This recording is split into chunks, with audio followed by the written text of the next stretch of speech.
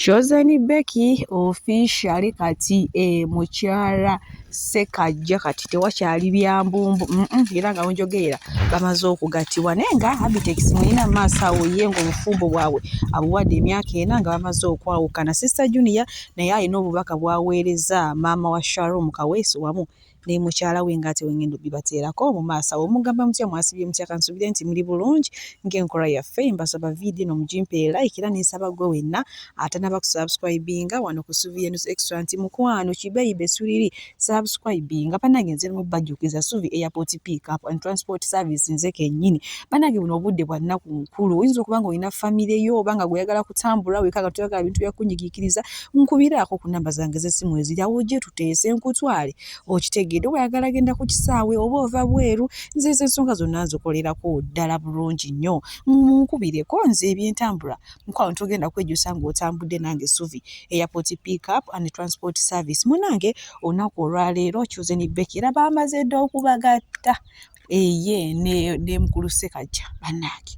Kati simanyi era buno budde ndabirako ku dictator Amiri abaana batandisedde okugamba mbu kati luli yamira mulawo gokka naye kati buno obudde alabika amize mulawo bambi Chosen Becky anyumiddwa engoye z'obugatte ye bannaye kugamba gwe nawe nayambaziza Chosen Becky okuva emikolo gye we gyatandikira osaana waali ne munange olunaku olw'ejjo abadde bali mu kutimba namunju w'enkuba n'atonya osawanga 7 neera wadde enkuba yatonye naye mwana ko kaddiko kali kiri abaaba kwegamba ye simanyani amukole simanyani yamuwa amagezi ku bintu bino eby'emikolo naye nga baaba ali bulala era nga mwina maaso wana alina message gyaweerezamu mwenna abeefuula mbu abamumanyi abamwogerera omugambo omufuukula abaagala omulemesa bbaawe Ssekaggya kati nno amuwangudde officially akatambi kakano katukalaba ate nsobola okwongerayo bannange naagaleero naye nga nyongera okujjukiza kozesa Suvi Airport Pick Up. One more time. Tell them. Tubizeemu kakati awo simanyi. Saba abantu beefuula abeemanyi. Mikwano, you know because we told you. Don't be like you know. Someone told me munda. Shut the fuck. Hey. Bro. Ate obusungu buleeta luzungu. Shut the fuck Bro, we told you. That's why you know. You better zip up. I know.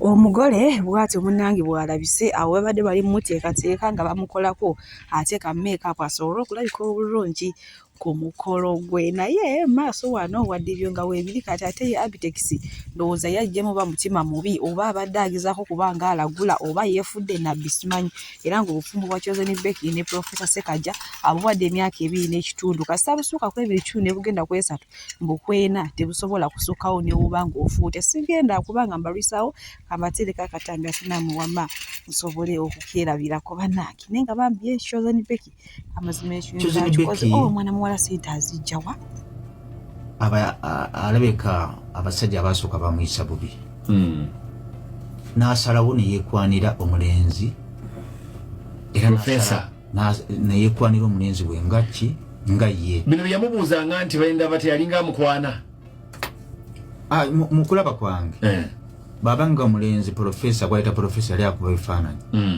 kkiriza obagaana Chosen Becky yali mukama waani wa Ssekaggya alina okubanga n'okumutyamuko yali amutya mu kulaba kwange okusinzira ng'ani atya omulenzi omulenzi ng'atya mukama we kubanga yali atya mukama we Chosen Becky kati kkiriza obagaana Chosen Becky mu kulaba kwange eneeyisa oli gye yamuyisaamu Chosen Becky yakwana omulenzi kubanga bo statement gyayogedde nti benda batya njigiriza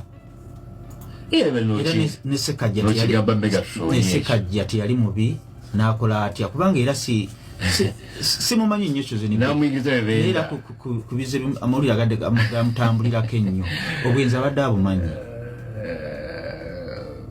obwenzi abadde akola ki abumanyi kakati Chosen Becky obutamulwako yakoze alumye ex-we Amiri naye abakazi abamu abasajja abamu bajja mu bulamu bw'abakazi nga tebabaagala nga balina bye babaagalako Kichotegeeza omuntu asobola okujja mu bulamu obwo nga takwagala ng'alina kyakwagala kakati Chosen Becky y'omu ku bayimbi mu Uganda abasinga okuyingiza ssente takola bivulu naye emikolo alinga ajja kina toolo kati na toolo mulaba ku bivulu byawa bano basofi nantongo naye bakola ate ejjukira emikolo egyo tegiriko ekivulu kyasize enkula yabonye kakati Chosen Becky yayita mu bizibu bingi nnyo n'amaliriza nga yeewasiriza omulenzi nibakuba nti mu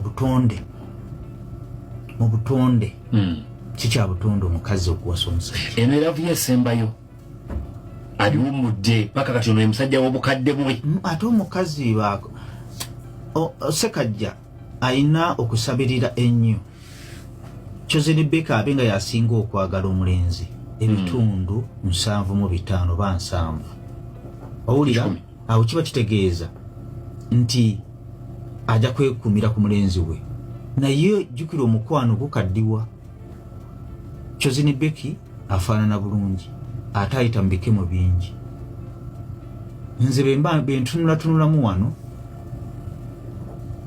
omukwano gwa Sekajja ngulaba wakati w'emyaka 3 kwena kwebiri kitundu kubanga abasajja nga bo bamanyi abasinga obungi abakazi abasajja teri musajja abeera na musajja omu teri musajja abeera na mukazi omu abasinga obungi Sekajja Chosen Becky banaaba bananonooza ayinza okukwatayo akameseji Sekajja ng'alinayo omuntu gwapepeya naye awo ndabanga obufumbo obugenda okuyiikira kubanga kizibu nnyo ku 100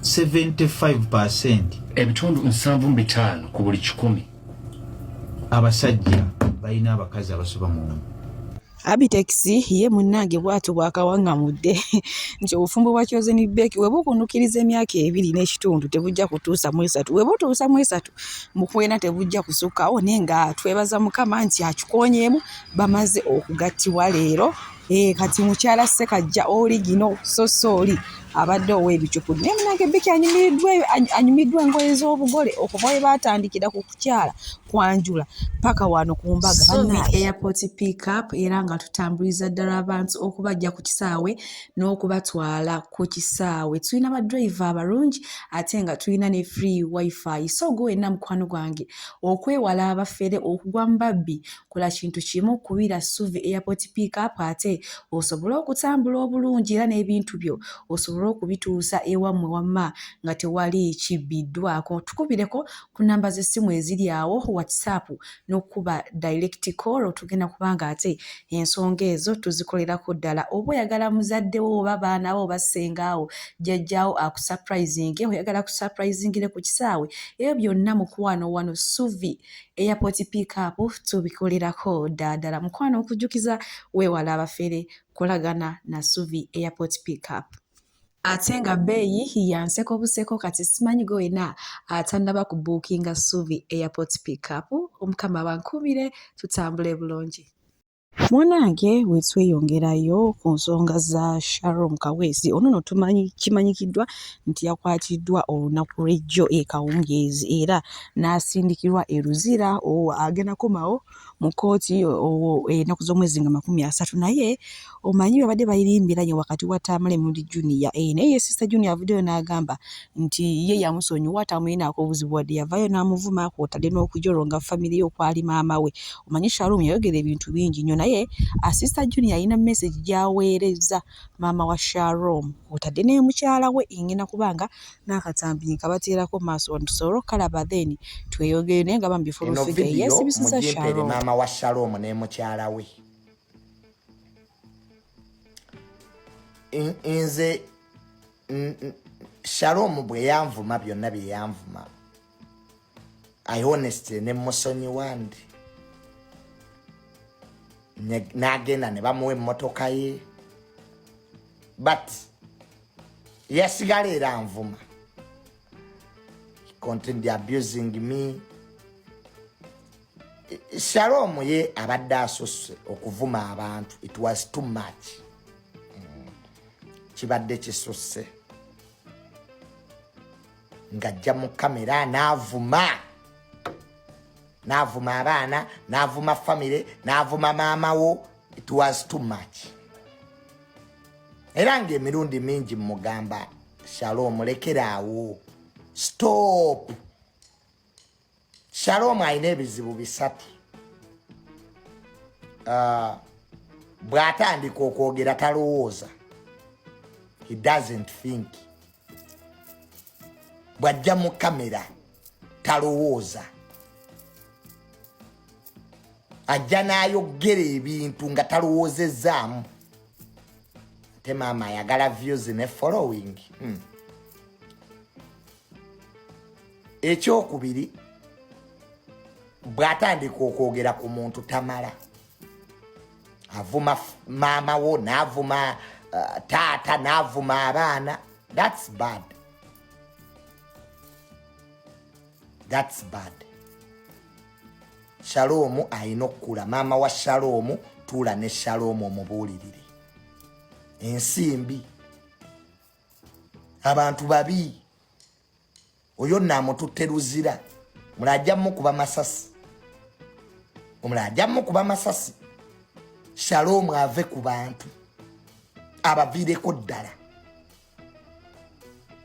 Avume ffe. Nze ne bwanvuma ave ku famire z'abantu. Abantu bonna abamusiba yabavumira famire zaabwe. Bonna abamusiba tudde. Bw'oba olina obuzibu ne Junior, vuma Junior. Naye okuvuma abazadde, ovume abaana, abadde neyeefudde ekitagasa. Nga nammwe mikwano gy'abalina omubuulira muli awo mwasama. Kati mwefuula abalumiddwa ennyo. Nze kyekyanguba mu ba YouTuber. Wano ba YouTuber bagenda ne bakupika. Kumbe bo baagala views.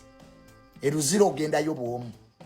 Sister Junior bw'ati omunnange bw'avuddeyo okwogera ku nsonga zino, naye nga bwe tweyongerayo ku nsonga za Reverend Father Ssekabira David, munnange byo byongedde okulaana kubanga nakati tebannaba kumuleeta mu kooti oba okumutaddeyo addukanye emirimu gye gye baamukwatira. Naye nga maaso wano waliwo ate naye alina by'atugamba, naye nga sinaba kumubatuusaako.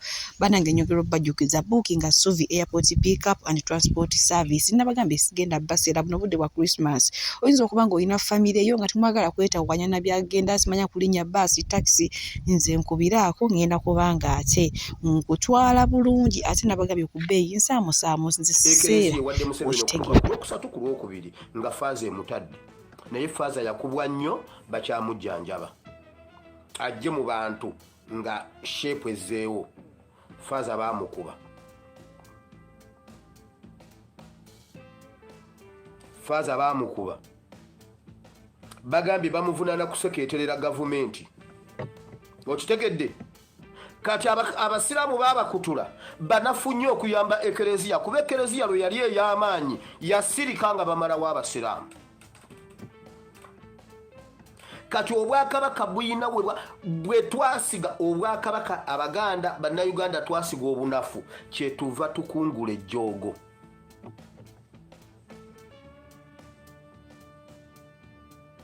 Kabaka bamuganye okuyita eno ttaka lya kabaka, neeno ttaka lya kabaka. Oluguudo lwennyini lwa kabaka bamuganye okuyitamu. Wabula Kasolo alikyotera agamba Buganda ku Museveni. Ekereziya ekaaba, mutuwe Faaza. Buganda ekaaba, weebale nnyo Yesu, weebale nnyo Mukama, weebale nnyo Mukama. Mmwe babiri mmwe mutufugisizza omusajja oyo. Bannaddiini mubadde mufuuse liability eri Uganda.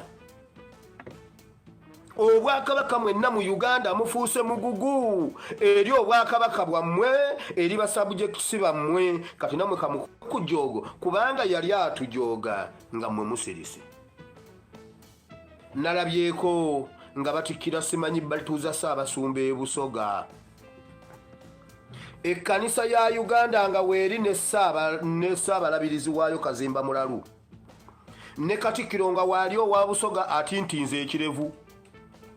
Bannange omusajja naye bannange yalabisa ku musajja muva walanga muvubuka muva wala olabika walina amalala kasajja gwe mu katwako. Wulira atintinga akalevu oba akafumba oba akasiiga nnoni oba akakola atya ne bajja ne batuula mu bye baayogedde tebaayogedde ku Basoga abaasibibwa obwereere.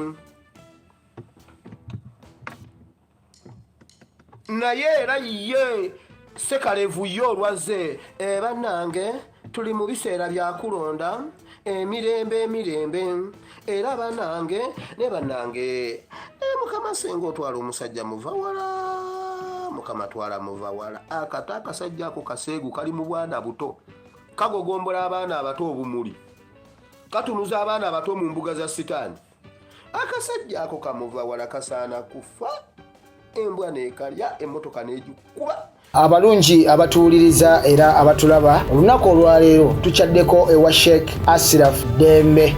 Sebo sanyusa okubalaba amannya agange Seeka Ashraf Dembe akola ku bizibu by'enjawulo omuntu singa balina ebirwadde musomereddwa tumwa amazzi ga lukuya nga bw'obadde ogalaba tugenda abantu ku kyoto ne twokya emizimu emibi egibabaamu n'okulomba edduwa abantu singa abeera ng'ali wano atuuse sobola okumulombeera edduwa ne waba atatuuse nga mpadde amannya ge naye ng'ali wala maneetaase enamba yange yeno eri 0707363711 namwe bannyinaffe abali ebweru oyagala okuba nti oyagala okulombera ku dduwa ng'olina ebizibu viza zibuze amaka gakolongotana sente zikola zimpita mu ngalo ojja kumpeereza ekifaananyi kyo n'amanyago ebyo byokka bijja kummala nja kukulombera edduwa ojja kutereera olunaku olusembayo mu mwezi mba n'edduwa eyawamu ffenna n'abalwadde bange abakadde n'abapya. Salaamu alaikum warahmatullahi wabarakatuh.